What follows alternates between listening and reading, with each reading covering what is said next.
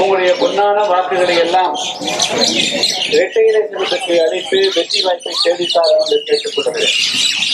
இப்பொழுது நம்முடைய கிராமத்தினுடைய வழியாக நான் வந்தேன். இப்பொழுது ஒரு முக்கியமான வாக்குறுதியை உங்களுக்கு தர கடமைப்பட்டிருக்கிறேன். நீங்கள் எனக்கு வெற்றி வாய்ப்பை தேடித்தார்கள். முதல்ல இந்த சாக்கடையெல்லாம் செழுமைப்படுத்தி இதை ஒரு பாதாள சாக்கடையாக மாற்றுவதற்கு நாடாளுமன்ற உறுப்பினர் நிதியிலே இருந்து நிதி ஒதுக்கப்படும் என்பதை இந்த நேரத்தில் நான் சொல்லிக் கொண்டிருக்கிறேன். அதே போல இந்த பகுதியில மிக முக்கியமாக விவசாயிகளுடைய கோரிக்கை கருப்பா நதி திட்டம்.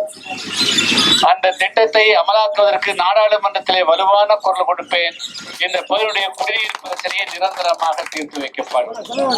நம்முடைய இந்த பகுதியினுடைய இளைஞர்களுக்கு பெரியவர்களுக்கு வேலை வாய்ப்பை உருவாக்கக்கூடிய ஒரு தொழிற்சாலை கூட இல்லை. ஒண்ணு திருப்பூருக்கு போகணும், அல்லது கோயம்புத்தூர் போகணும், அல்லது பெங்களூர் போகணும், வெளிமாநிலம் போகணும்.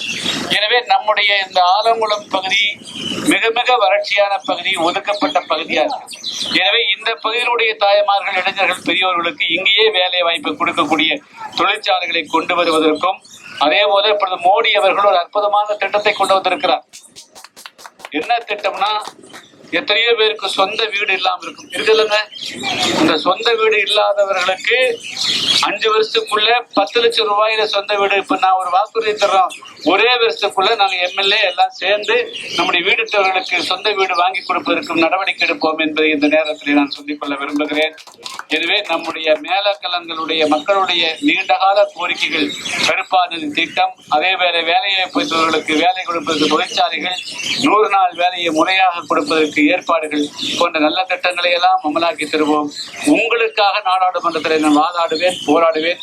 நம்பிக்கையோடு இரட்டை இலை சின்னத்திலே வாக்களித்து வெற்றி பெற செய்யுங்களுக்கு அன்புடன் கேட்டுக்கொள்கிறேன். நன்றி, வணக்கம்.